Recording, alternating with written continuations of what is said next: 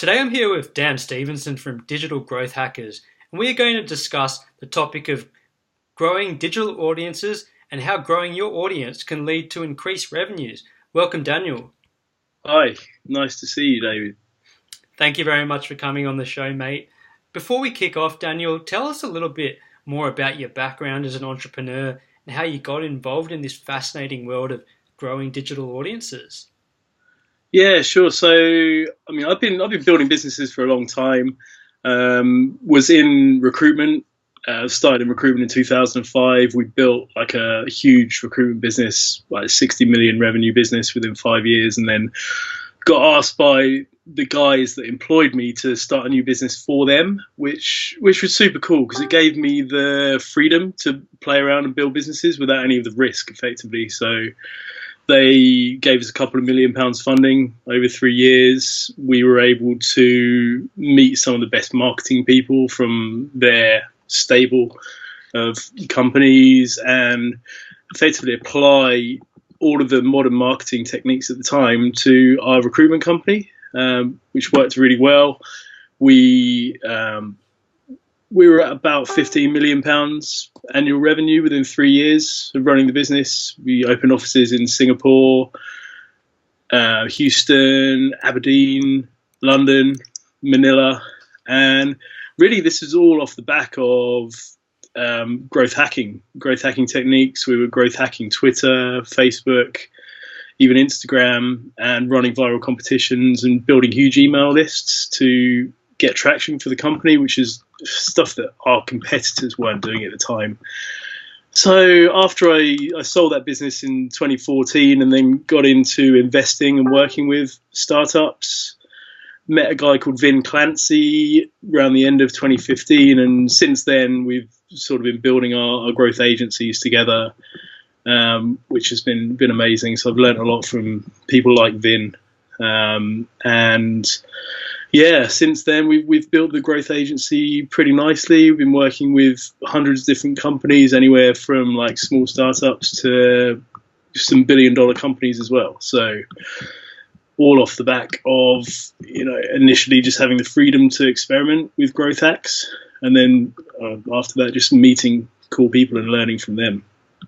Yeah, man, that's actually fairly incredible. I had no idea, that was your background. I've only known you for a short period of time through Vin, but I guess that begs the question, what is, I guess, growth hacking? And I suppose for the uneducated person, you hear the word hacking, is it legal or what? What is hacking? Yeah, it's a bit of a stigma attached to the word hacking. We actually thought about removing it from our company name, but we've got the domain and everything, so we kept it. But so it's a bit of a misunderstood term, and I think a lot of people think that growth hacking is just like automating social media, but to me, it's a lot more than that. It covers a lot more stuff, and essentially, I would define growth hacking as getting your message in front of a lot of people with limited time, limited money, and limited resources. Yeah, right. Okay. And to make it abundantly clear, like why is this a benefit for people? So essentially, it's of benefit to people because if you have limited time and limited resource, and even if you don't, being able to get your message in front of a lot of people quickly and cheaply is a good way of doing business, because you can save yourself a lot of time, whether you want to make more money in your business or whether you just want to make more time. Like for me personally, I like hanging out at the pool with my kids, and so if I can have growth hacks running in the background that enable me to work less and spend more time relaxing, then that benefits me a lot. But also you can achieve a lot more. You can make more money if you've got the growth hacks running in the background of your main business. Okay, yeah, that makes total sense. And I suppose if we, mold that question towards, I guess, helping e-commerce sellers, how can, I guess, growth hacking help entrepreneurs such as e-commerce sellers? Yeah, it's a good question. Like I've worked with quite a lot of different e-commerce businesses, and for any business really, but especially with e-com, having a big audience is super important. Whether it's, it could be an email list, could be a Facebook group, could be a big Twitter following or multiple Twitter accounts with big followings, could be Instagram, could be a LinkedIn group or a personal LinkedIn account or multiple personal LinkedIn accounts all running at once. But having the ability to get your message in front of lots of people and get eyeballs on landing pages is super beneficial. And ultimately, if you can do that, and if you've got good landing pages, and if you optimize things, then you're going to get more customers, you're going to get more sales. Yeah, I mean, it definitely makes sense. I guess, sometimes it is a bit about playing probability and increasing your odds. So tell me, I guess, what are the main ways available for entrepreneurs to grow their online audiences? So growing online audiences, I would split this stuff into, firstly, paid and organic. That's like two main different ways. Like you can do so much stuff with paid acquisition. You can build audiences on Facebook. You can pay them to get you likes. You can pay them to serve ads to people. You can pay Instagram to serve ads to people. You can pay Google to rank you higher. You can pay LinkedIn as well for paid stuff, or you can do things organically. And I think they've both got their merits, really. And so you look at paid versus organic. They're both important. They're both relevant for different people. And then there's manual versus automated. So, with doing stuff manually, you can be creating content, which is organic stuff. You can put it out there to people manually. You can automate getting it out there to more people, and then you can pay to boost the content which is successful. So that's a kind of a start with it. You can go pretty deep with this stuff, though. I don't know how deep you want to go into this, David. Yeah, no, I mean that's fine. So I guess what we'll move on to. So I mean, say you've decided to go. We'll firstly address, I suppose, the paid route, because I think that's where a lot of people tend to really trip up, and because it's being paid, it can cost you a lot of money. What are like the biggest mistakes that you tend to see with users when they're trying to grow their audiences?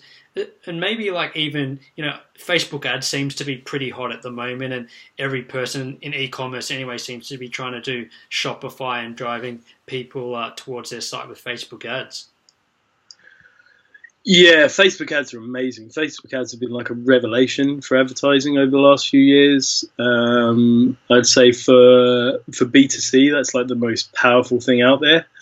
One common mistake I see is people continuously posting content on their Facebook business pages and going to huge efforts to put great content together, to chuck it out there and to be posting every day on their Facebook business page. But Facebook don't show your business posts to anybody, really. I mean, even your personal posts, they probably only show to like 5 or 10% of your connections, but with business pages, generally it's like less than 1%. Personally, I don't really bother doing anything on business pages organically with Facebook. We would pretty much only do paid stuff on Facebook business pages. There's lots you can do on Facebook organically, like such as groups, which are great. And, you can build your own personal networks, which again can be really powerful. But in terms of like paid stuff for business pages, that's pretty much the only way I would personally want to go. Yeah. And so like, not spending enough. Like you can't expect to spend like $5 a week and get any results. I'd say you need to go in a bit bigger than that if you're going to go down the paid route. Like hire someone who knows what they're doing. Don't just boost your posts. Like get someone who understands Business Manager and Ads Manager and who can set up like conversion campaigns for you. And if you spend a little bit more to start off with, then you can find out where you're at a lot more quickly and you can start to optimize things faster. So would you say, I suppose for people that are young and aspiring entrepreneurs and maybe they're, cash strapped, what would you suggest to them then? I mean, would you still say that something like Facebook ads, would it be better to pay somebody to go ahead and maybe even do your targeting and then, you manage the scale? Is that probably I mean, I've heard these terms like Facebook ads can be, like sinking your money into a black hole. What is your thoughts on that? Um, should we quickly turn off the video on your side maybe because it's lagging a little bit there though. Yeah, sure. Yeah. We don't want that lag on the audio, right? Yeah, definitely.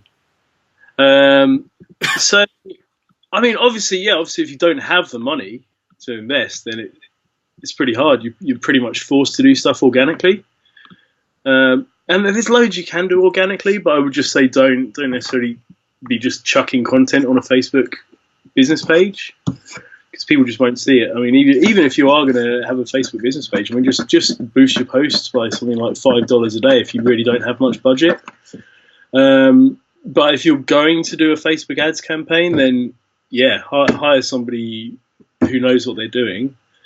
And if you get somebody good running your campaigns, provided your landing pages are good and your offer is good, you should be able to get like a 4 or 5 times revenue return on your ad spend. Which is the way we explain it to people when we set up campaigns for people is generally as a starting point, if you can spend £1,000 a month on ads and pay an expert £1,000 a month to run those ads, and if you're getting a base level of 4 times return on your ad spend, then you're effectively turning £2,000 into £4,000. And then if you can prove that you're getting that return on the Facebook ad spend, then why wouldn't you scale that up? Yeah, I mean that 100% that makes sense if you're making a return, like you're paying somebody to make you profit. You'd imagine it'd be profit anyway, and why wouldn't you do that? Yeah. So you're going to find out much quickly whether things will work if you have someone who knows what they're doing running the ads. Whereas if you don't really know what you're doing and you're playing around with ads and you maybe you spend $500 or $1,000 on some ads, you're not going to know, are you? Maybe it didn't work because you didn't set the ads up properly. Maybe your offer wasn't right. But if you've got an expert who's trusted, who's come from a reliable source, then you're going to know pretty quickly and you can optimize accordingly. If you're not getting the return, then it's probably down to your landing page or your offer, rather than the way your ads are set up, which is, I mean, that's personally, that's how I would do it. I wouldn't try and mess around trying to do Facebook ads myself. I'd just hire someone who knows what they're doing to run the ads. And I'd be spending at least $1,000 a month initially to find out quickly. And if I didn't have the budget to do that, I'd probably be doing organic stuff. Okay, and so what sort of organic stuff would you be doing if you didn't have that $1,000 a month? I mean, there's tons you can do. You can build yourself an Instagram account. That doesn't really cost much. You can build yourself a Facebook group. That costs nothing really, apart from time. I've seen people, making huge amounts of money and getting huge traction just off having a niche Facebook group. And you can leverage your personal networks on Facebook. You can build a Twitter following. Again, it's very easy to build Twitter and to automate responses on Twitter. You can run sort of viral competitions that don't cost much to set up, and you can build an email list running a competition and then email the people that sign up for the competition with an offer. So things like that are kind of nice little organic things that you can do, which really is more about having time and putting in some effort and building up audiences that way. And if anything, that can be a better place to start, because you don't want to be spending loads on ads before you really know your product market fit, before you've got that in place. Yeah, and you just mentioned a really cool term, and I mean, everybody knows that. I guess if you if you can create something viral, that's obviously going to get a lot of eyeballs on your content and hopefully some quality traffic. But do you have any tips for creating viral competitions or creating, I guess, posts that, have increased audience engagement? What seems to work best? Yeah, honestly, man, like I love viral competitions. I absolutely love them. I always have. Like we were running viral competitions back in 2011. We launched one, which I don't know if it would quite work so well now. That was purely based on social media. That was before there was, all of these tools to run viral competitions, before they even existed, really. That one, for example, what we did was we were targeting guys who worked offshore on oil rigs and vessels. So we thought to ourselves, what are these people like? Like, what are they interested in? What are they going to do? And we realised that they're offshore. They've got nothing to do.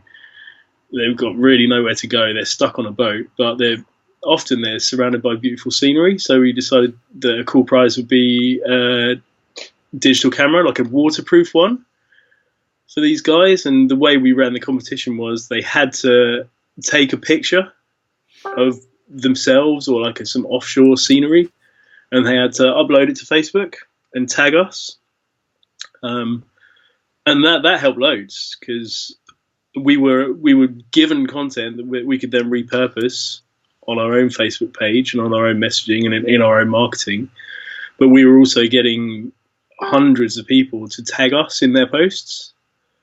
So we were getting just huge visibility on social media. And then we actually ran that contest for 10 seasons. We extended it out to LinkedIn, to Instagram, to Twitter, and we really pushed it via our email list, which we built. And so stuff like that, if you can find a good offer, which is like a good prize, which is relevant to your audience, and actually get them to do something engaging and to share either their content or to share the competition, then that sort of stuff like really, really works.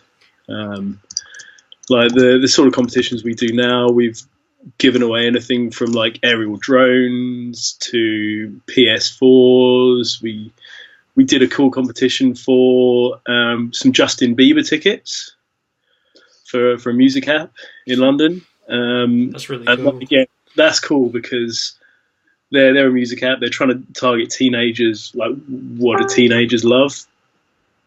Justin Bieber. And because we got the tickets early when they were still on sale, we were able to really leverage that value, because the tickets sold out almost straight away. So they were something that money couldn't even really buy by the time the competition was running. So people, kids would do anything to get their hands on these tickets. So they were sharing this contest everywhere to get extra points. And also Justin Bieber has loads of really big fan pages on Twitter and Facebook. So we leveraged those like fan pages and got them to post out to their hundreds of thousands of followers about the competition. So that's a way where with very little budget, I mean, the tickets cost like $100, and we were able to collect, I think, 8,500 email addresses with like $100 marketing spend. Yeah, that's actually like, you actually just sort of blown my mind. Like, I guess when you think about it from a pure cost perspective, it seems like a lot of money to go and buy tickets. But then when you think about how much money you could pump into, like, say, Facebook ads for no return, and you just know, as you said, something like Justin Bieber tickets, if you got the right product that, teenagers and all will love, like, that's just such an easy way to get a big return on your investment. That's very cool. Yeah. So it depends. I mean, that was the cool one, and we got kind of lucky that these, all these fan pages were happy to share it to their audiences. That was what really seeded it, which is great. But there's the offer, the competition offer has to be relevant to your audience. Like, a great thing to do is give away your product, because then the people that enter the competition, the email addresses that you're collecting will be email addresses of people that they want your product, even if they're not necessarily wanting to pay for it. They're at least in some way interested in your product. And yeah, that really works. The guys who run the drone company that we were doing work for earlier this year, like, loved it. They got about 5,000 email addresses just off giving away a small aerial drone. Again, it's not a small prize. It's probably $1,000, but if you're getting 5,000 email addresses for $1,000, that's like 20 cents per email, which is way less than you'll pay if you're just sending people to a normal landing page with like Facebook ads, for example. You're often paying like $1 per click, and that's a good way of getting more money for your ad spend, or more out of your audience, is like running these viral contests. And the other benefit that, for example, these drone guys saw was they were able to add an extra 5,000 Twitter followers, an extra 3,000 Instagram followers. They got more subscribers on YouTube. And so you can sort of boost all of your audiences by using these viral competitions. So if you were to do that and apply that to e-commerce, would you say then that maybe just like, giving away one of your products, if it's like a low-cost product, do you think that has much value in trying to run these viral campaigns? Yeah, for sure. I guess it depends what it is. Have you got any examples? Well, let's say, I don't know, maybe leggings or, something like that. Like you could give away a year's supply of leggings, right? It wouldn't have to be just one pair,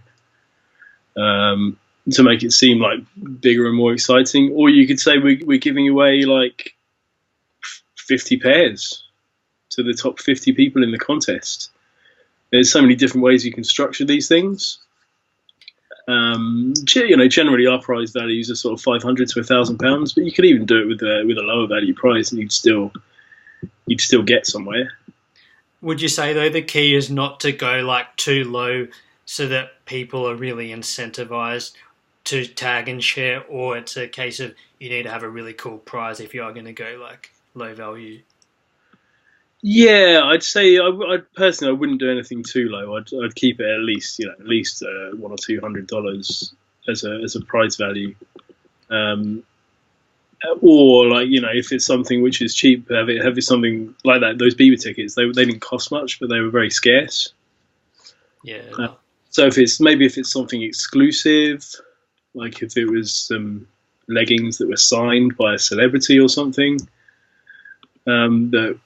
or an influencer that sort of resonated with your audience, then something like that could work. But there's so many different ways you can structure these contests. We do anything from like a simple like sweepstake giveaway to like really like mad complicated competitions where you've got 1,000 prizes and different levels of prizes, and the top 3 maybe get something really, really cool, and the top 50 get something quite good, and then the top 100 get something, the top 500 get a little something.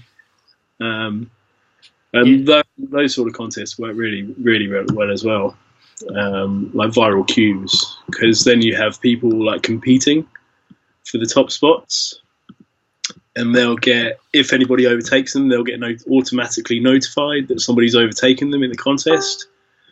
So yeah, like I say, I could talk about this stuff all day. I love viral competitions. So just to confirm, what is a viral queue, and like how does that typically work? So there's different things that I've tried out. The very basic competition is like that stuff we were doing on Facebook where we give away a camera. The sweepstake is where you just give away one prize and a winner is chosen at random. And a viral queue is where you have a big prize pool with the best prizes at the top, some mid-range prizes in the middle, and some quite small prizes that lots of people can get. And the way that works is you would enter the competition with Facebook or with your email address, and then you'll get points just for entering, but then you can earn more points, and the people with the most points win the best prizes. So the way you earn more points is by, like, you can comment on the queue. So you see these queues and they'll have hundreds or thousands of people commenting saying how cool it is.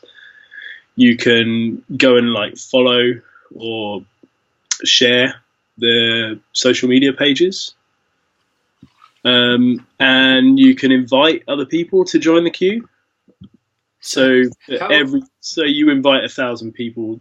So you join the competition, and maybe you've got an email list with 1,000 people on it. You could then send your private link out to everyone on your email list saying this competition's cool, and then for every person that signs up for that competition, you get some extra points, and it raises you up the queue. So you get people for certain competitions. You get people really, really competing. Like they'll build landing pages to promote the competition for you, and if you can get those real advocates, you can turn, like, on average, one entry into 3 entries to the contest. Yeah, so right. That's when you know it's going well, when you've got that like 200% viral uplift. And let's say, one of my listeners that actually wanted to go ahead and implement that. So how are they typically, like, I guess, monitoring the whole point system and that side of thing? Because obviously they may, that as you mentioned before, some of the stuff you want to get more free time. And is there a way to automate this? Yeah, that's, like I was saying, that's the beautiful thing about, like, living in 2017 in the modern internet era, is there's platforms out there that just make it so easy to run these competitions. Like, none of these platforms existed 5 years ago. Things like Matra, QAT, Viper, Gleam, like they're just 4 that I've used, which are all like decent platforms for running competitions on. They're all pretty low cost. You can set things up. I mean, some of them require a bit of coding. You need to know how to build a landing page. Some of them are literally like as simple as anyone can set them up. So that's kind of what we do for our clients, is we use the best competition platforms. We know what works, we know what doesn't work, and then we know how to promote the contests as well. Yeah, well, no, that's really cool. And if I can segue into, I guess, say you take the route where you maybe like direct messaging people. Like, you obviously run an agency, so you must have messaged a lot of people. So do you have any idea what sort of messages tend to work well for cold messaging people and getting engagement? Because one of my listeners, they actually went ahead and they sort of have been experimenting with DMing people on Instagram. Ah, okay. How are they doing that? So they were actually doing it manually, but they were looking at trying to automate it. And, we were talking about, the fact that when you do it, you all see like people are using this automated service, and they were hesitant to do that because they thought it was less personal. Yeah, like I've automated, I'd say probably millions of messages over the last couple of years, and like, honestly, you need to have the copy like quite interesting. It has to stand out. You can't just send like a boring message. You need something to stand out. I mean, I remember when we were promoting Vincent's 100-date world tour. It was his first dates in America, and we used a growth hack with Twitter to send out. We were sending like between 15 and 25,000 tweets for every date that he did to the people in that area. So we'd find 25,000 people in New York area, for example, and we'd write 50 different tweets, and then one of those 50 tweets would go to, at random, one of those 25,000 people. And every tweet was different. Every tweet had emojis in it. Every tweet was friendly, personal, and it had a link to where the talk was happening, to the Eventbrite or whatever, so they could sign up. But it was always, it was always interesting. It was always unique. It was always from a good account, from a good-looking account with like, tens of thousands of followers. And yeah, it was fairly short and sweet. And I think that's another thing as well, when you're thinking about what sort of message to send. Like, for your first like message or first like cold outreach, don't send a long message. Just keep it fairly concise. Explain what you do. Explain what you're trying to get them to do. maybe explain the benefit to them. Like with Vincent's talks, we would say, do you want to learn about all the new growth hacks, or this event's happening near you? It'll be really cool. There's lots of marketing experts that will be there for you to meet. So little things like that can be super effective. So it's sort of like short and sweet, and just offering value and trying to be a bit unique, and maybe have some emojis would probably be a good formula. Yeah. I mean, emojis might not work on LinkedIn. Maybe somewhere. It depends on your audience. But yeah, with Twitter, like no one was really using emojis in their tweets on Twitter so much at the time. So we just chucked in someone every single one, and it makes you stand out a bit, right? If you're getting these standard boring tweets from people, and then it's just like one with a load of like fire and 100 emojis at the end of it, definitely you notice it a little bit more. And we actually for one of our growth agencies and for our influencer agency, actually, we pretty much do all of our client acquisition via automated LinkedIn messages. Like very straightforward. The message isn't even long. I think it's 3 paragraphs. It just says, "Hi, this is what we do. We think it'd be really relevant for you, and here's a link to book a call so we can maybe explain a bit more to you about how it works." Yeah, that's pretty cool. And just for my, I guess, audience's benefit, I mean, these sort of tactics can also work for directing people to, say, your Shopify site, or, maybe offering them a discount and having it all automated so that you can literally be going about your life, but your business is still being marketed around the internet. That would be a fair comment, would it not? Oh, yeah, for sure. Absolutely. I mean, yeah, it works even for like a very, very small e-com store. Like it works. My friend's got a store they just make unique clocks. It's like a clock with a different country on it. They do an Africa clock and a France clock. And so we target people in those countries or people from those countries. We follow them all on Twitter, like en masse, following 400 a day. And every person that follows back gets a DM straight to their inbox with a discount code, 10% off, and a link to buy the product. It's pretty simple. It's not giving him thousands of sales, but it's just there running in the background the whole time. He does nothing. The software just does it. The messages are going out, and he'll pick up a few customers here and there from it. That's really cool. And you can scale that up. What if we just do that on one Twitter account for him? It's not even his main business. He's got a full-time job. It's just a sideline. But if it was his main business, why wouldn't you run 10 Twitter accounts sending those links?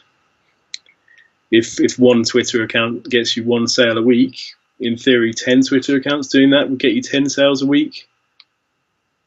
Yeah, maybe Twitter accounts could get you 100 sales a week. So that's the thing that excites me about growth hacks like that. You can scale things. Similar with LinkedIn, like we get like 10 leads per week from one LinkedIn account. So if we want more leads, we could just go out and run 5 LinkedIn accounts or 10 LinkedIn accounts to get 50 or 100 leads a week. And same with ecom. Like it's just a numbers game. If you can send 100 hits to your website using a certain method, if you can find a way of scaling that method up and 10xing it, why can't you send 1,000 hits to your website?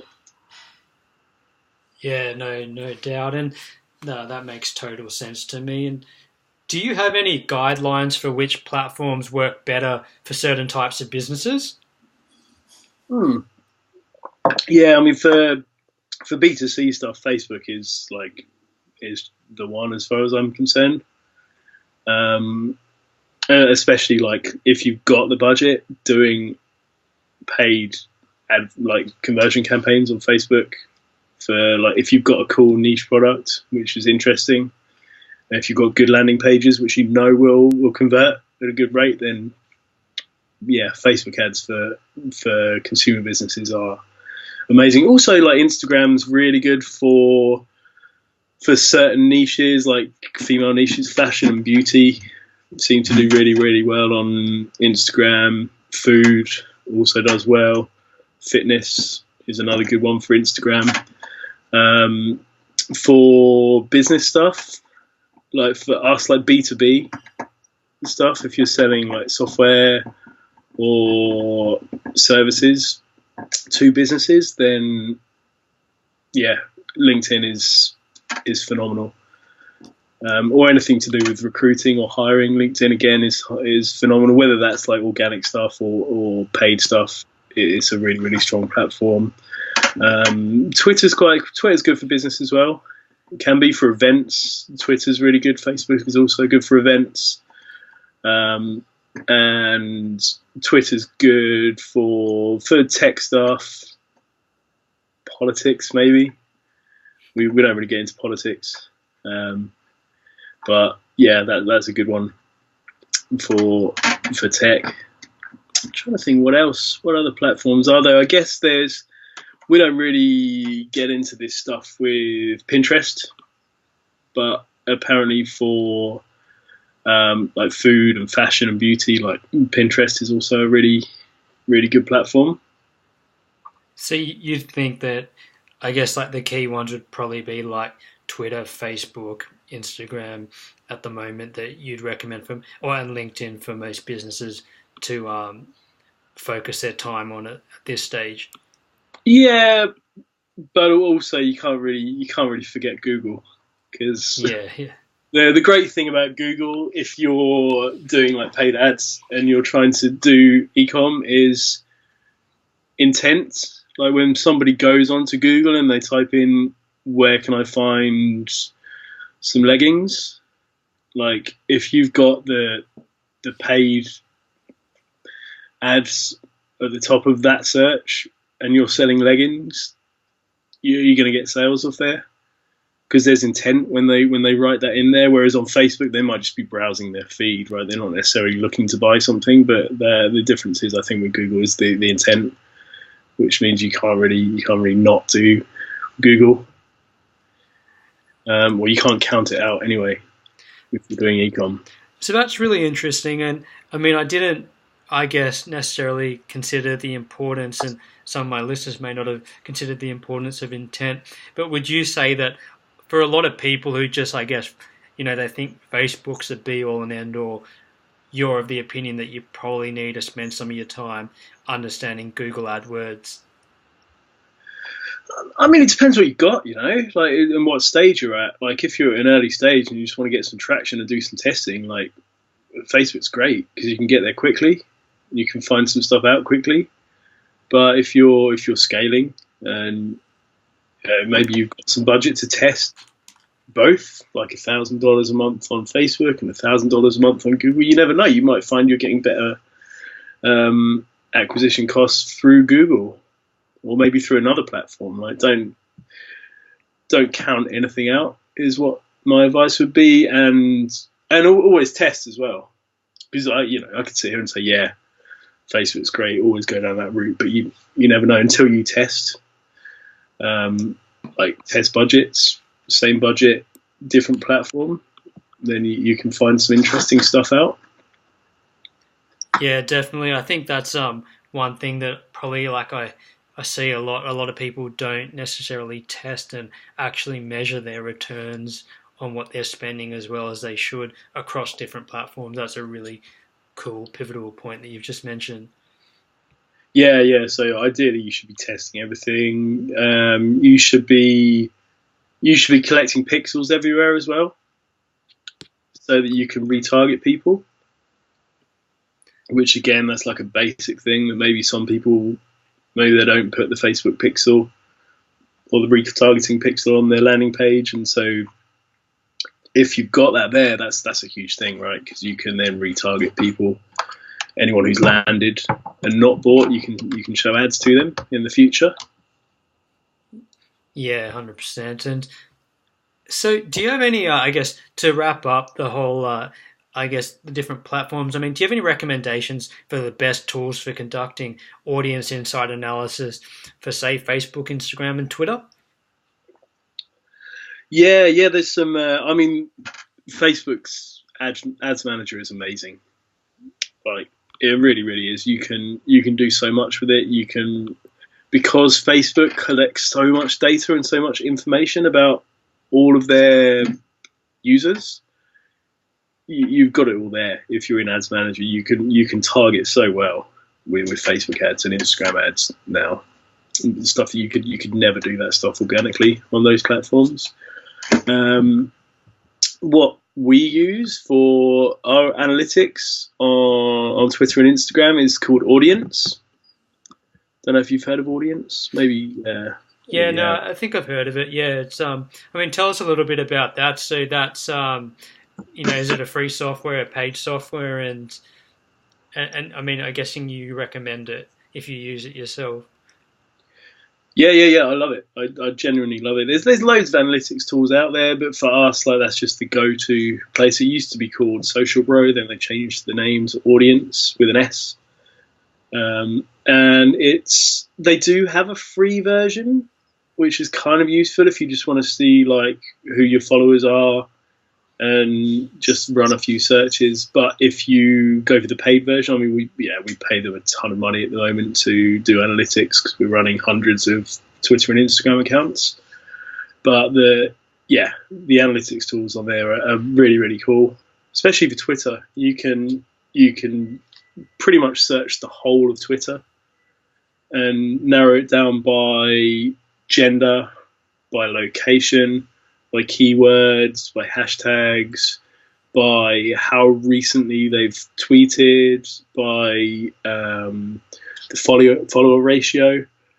There's so much you can do with that software. It's absolutely phenomenal. And then you can also track your accounts. You can actually do some automation through Audience as well. You can send out tweets to all of your new followers. So it's super powerful. So would I be correct in saying that, or thinking that, say I'm an e-com seller, I don't know, selling leggings, right? And I want to target, so I can firstly, I guess, target all women, through maybe the hashtag leggings or fitness, and then go one step further and maybe like actually, automate, message them, a link to my website with a coupon code like that. Is that something that would be possible? Yeah, it can be. I mean, you probably need some other tools like strapped onto it to really, that's kind of what we do, which is to go really hard at it. But yeah, you could spit out a good thing to do with leggings, I would say, would maybe be to find some influencers on there. You can maybe target anyone who's got like between 20,000 and a million followers who are female, who are maybe meet some other criteria, tweeted recently, got certain other keywords in their bios, and you could offer all of them a free pair of leggings in exchange for sharing about your products. But yeah, you could also just go out to consumers as well. Yeah, that actually sounds like it just cuts it down so much, like makes the time and effort that you need to do that analysis so much easier. That's actually amazing. Yeah, it's instant, and you can get like quite small defined lists, maybe whatever. If you want influencers, you might just want 100 people or 1,000 people that you can then target. Obviously, they're not all going to take you up on your offer. But if you can find 1,000 people who've got 20,000 to 100,000 or to 1 million followers and just send them all some leggings, then offer them some leggings, offer them a free coupon code to claim some free leggings. That'd be a nice thing to do, to DM them. But then you can go after much bigger audiences as well. You could say, right, I want to get everyone who's female who's in London and hit them up. And that could be 100,000 people. But then maybe you drill it down a bit. Maybe you'll only take the people that have tweeted recently. Maybe you'll only take the people who follow less than 1,000 people. So they're probably using Twitter properly, how it's supposed to be used, rather than growth hacking it. Maybe you'll only take the people who send less than 20 tweets a day. So they're less likely to be bots. Maybe you'll only take the Twitter accounts that are personal accounts rather than company accounts. And so once you start to filter things down, you can get some really nice lists in pretty much any niche on Twitter using audience. Audience also works on Instagram as well, but Facebook have got that locked down now. Like the analytics that they give you for Instagram through audience are pretty basic. You can filter by male and female. You can filter by follower numbers, but it's pretty much, and you can filter by keywords, but that's pretty much it. So if you compare that with the ads manager tool that's available for actually targeting people with paid ads on Instagram, it's different worlds. Yeah, no, that's actually phenomenal. I mean, honestly, I think for anyone who listens to this, if they can't see the value and the potential that automation and growth hacking has for literally any business, I mean, you're almost bonkers, right? Like it is just incredible. So let's say you want to take it to the next level and you actually maybe you want to get into growth hacking and growing your audiences a bit more. Do you have any recommendations for resources that you'd recommend? Yeah, loads. I mean, going back to my own story and how I sort of got into growth hacking, like before I even really, I'd done some stuff with my own businesses, and I'd invested in some startups. I'd worked with a few companies, but before I really got into it and properly launched my agency, I just did an absolute ton of research. I read pretty much every book on growth hacking that I could find. Just went through Amazon, searched growth hacking. There's probably a few more than there was, but just looking up there, like 0 to 1, Peter Thiel's book, really good, just for general like business and growth hacker mindset. Ryan Holiday's books are amazing. Just looking up at the bookshelf there's a few others. Contagious by Jonah Berger is a great book. Just to get you in the mindset of making things go viral and how you write copy and that sort of stuff. So there's just tons of like actual book resources out there, which are great. Also, Russell Brunson's books are incredible. The ClickFunnels guy. But then there's tons of resources online as well, like podcasts. Like listening to your podcast probably would be a good way to get some tips, right? Yeah, definitely. But also, there's other podcasts out there. One which I listened to, which kind of got me into like the growth hacker mindset, was Nathan Lacquer. Have you heard of him? No, I haven't, but I will definitely check him out now. Yeah, he's a sick guy. He records a lot of podcasts, and they're all like either CEOs or CMOs of like well-funded startups that talk about their marketing funnel. Oh, crazy! So that's cool. But also, so there's that stuff. There's tons of podcasts and books. But I guess where I've learned the most from and had the steepest learning curve is just from networking with other growth hackers. Honestly. Just meeting people. I pretty much get introduced to a new person every day now, whether it's through Facebook or Instagram. And just networking with other growth hackers online. There's some really good Facebook groups there. You probably know Traffic and Copy. Yeah, that's good. Yeah. There's some really good stuff in Traffic and Copy. There's Josh Fetcher's group. Again, there's so much resource in Josh's group. It's called Badass Marketers and Founders. There's loads of really good information, but also there's like 10,000 other people that are all different levels and grades of growth hacker that you can learn from and network with in these groups. Yeah, 100%. Like Badass Marketers and Founders. That's and I'm amazed at how engaged that group is, and everybody shares like that for anyone listening to this podcast. I can't recommend it enough. And across all topics as well. Like I've seen Shopify growth hacks, all different types of growth hacks? Yeah, the group's incredible. I was talking with a friend about this the other day, and we think probably 99% of people in those groups, in that one especially, don't actually execute on the growth hacks that are in there, because a lot of them are really complicated. And you sit down and start trying to do it, and you're like, wow, this is like quite technical and hard to actually do. But even if you just want to get a general feel for what's out there and what's possible, like those two groups in particular, I've found like super useful. And just meeting people as well. There's other resources. There's forums like Black Hat World. It's a pretty decent forum. To be fair, you have to take some things in there with a pinch of salt, but there's some good information and some good people in that forum. Yeah.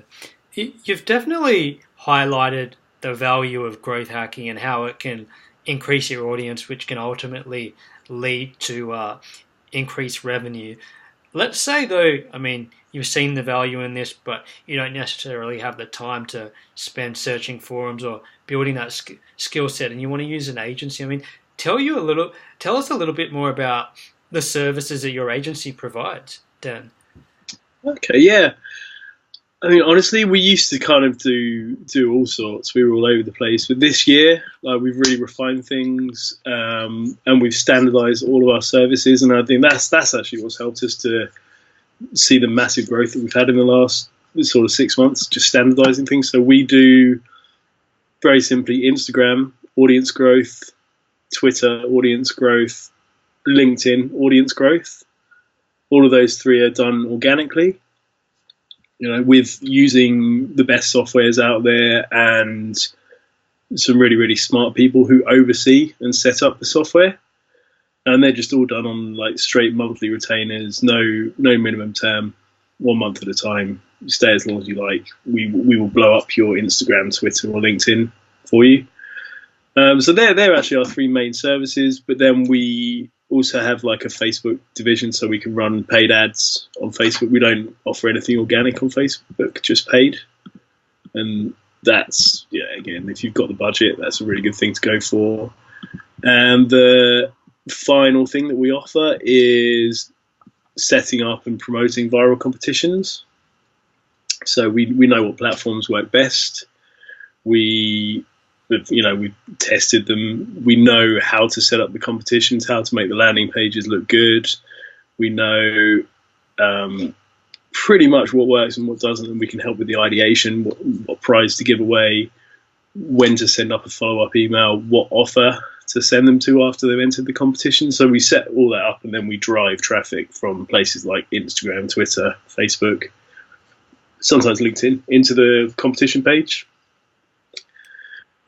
Effectively to turn social media followers into email subscribers, and ultimately from email subscribers into paying customers. So does that make sense? Yeah, no, I mean, that's fairly comprehensive. I guess the question that I would have for you is, so I'm somebody who wants to potentially engage you.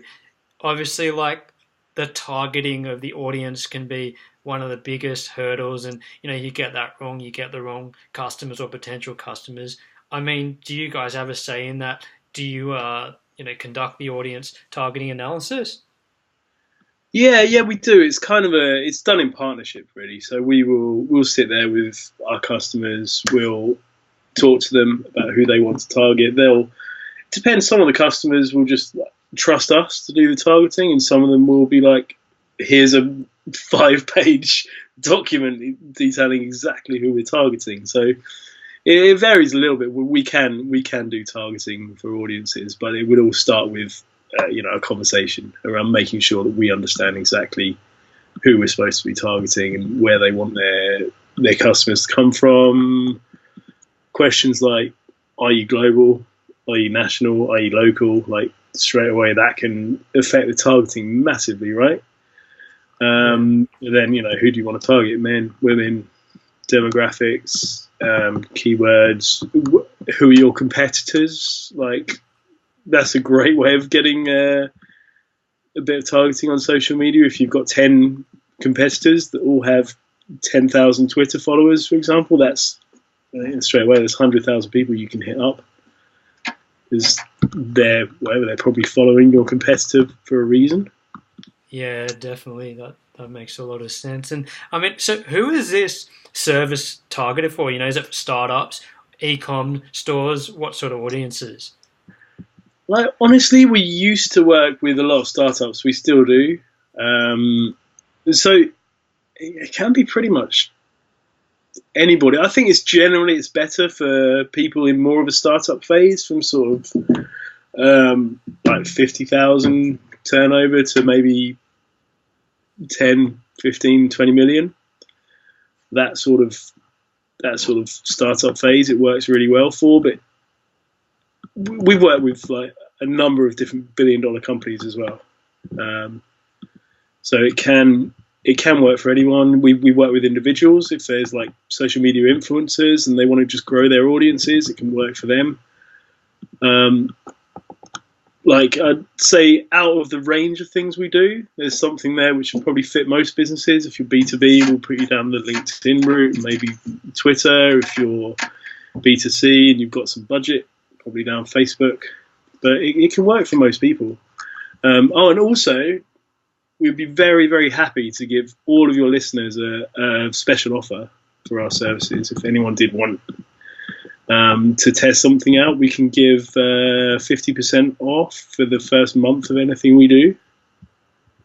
Wow, that's that's really generous. And I mean, I personally, I think that's great. And why wouldn't you test it out? Because audio, I think eyeballs on your website and getting more customers. I mean, at 50% off, that's pretty great value. Yeah, so they can get that using, for any of our services, using the code Business Hacker, or just quote Business Hacker when they talk to us. We'd be very, very happy to do that for any of your listeners, David.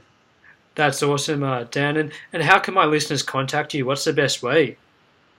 I'll say probably email, actually. It's a bit old-fashioned, isn't it? But like probably just my email is dan@digitalgrowthhackers.com. Yeah, so that's one way. You can find me on Twitter as well, which is just Dan Stephenson UK on Twitter. All right, perfect. And Dan, just as a final comment, I guess what's your view on the future of growing online businesses? Is automation dying? I've seen programs like Instagress and Mass Planner shutting down. Do you think the automation approach is probably do we need to go more personalized in this automated world that we live in now? Yeah, I mean, it's a tricky one. It's weird, a lot of people hate automation, don't they? Without a doubt. I mean, I do. Yeah, a lot of people do, and I think it's because it's often done so badly. Like, it's just people out there. Something like Instagram was so mainstream. Like, people that just had no clue what they were doing would just be firing out random comments to random accounts, sending likes all over the place. And yeah, you have to. I think personally, my view on it is, unless your message and your reason for doing the automation is strong, then there's no point. But if you can get that blend of actually having a really good message, a really good page that you're trying to get people to more eyeballs on, and if the way in which you do the automation is well targeted and not too intrusive, then I think it can be like a super effective way of doing things. But just get the messaging right first, And I don't think automation will ever die at all. If anything, more things will be automated, because really computers will always be able to emulate what people do online. Yeah, whether it's a click on a screen somewhere. You can pretty much emulate any click on any screen anywhere with macros or with just pieces of off-the-shelf software like Ubot. Or there's even people that can build macros for Androids or iPhones so you can emulate taps. And so if a human can do something, then a machine can be taught to do that same thing. That's crazy. So, however much Instagram try and shut down Mass Planner and Instagram, and I know they've shut down dozens of other sites recently, there will always be other ways of automating actions online. I think the hackers will always be one step ahead. Yeah, I think that's a pretty cool way to bring this episode to a close. I mean, as an entrepreneur, you've always got to be looking to innovate and just keep on staying one step ahead, or eventually your business will stagnate and die. And I firmly think there's no doubt about that. But Dan, that does bring us to the end of today's Business Hacker session. Thank you very much for coming on the show. It's been a pleasure having you. Yeah, honestly, man, it's an absolute pleasure. It's really, really good talking to you, David. Yeah, no, and a big thank you to all my listeners. But Dan, yeah, I've honestly learned a lot, and I know my listeners will too. And I think the 50% discount is definitely more than generous. Yeah, it's a pleasure, mate. Hopefully do this again one day. Yeah, definitely. And yeah, so we'll call that the end. And that's basically recording stopped, mate. Oh, we've wrapped, yeah? Yeah, we're wrapped. So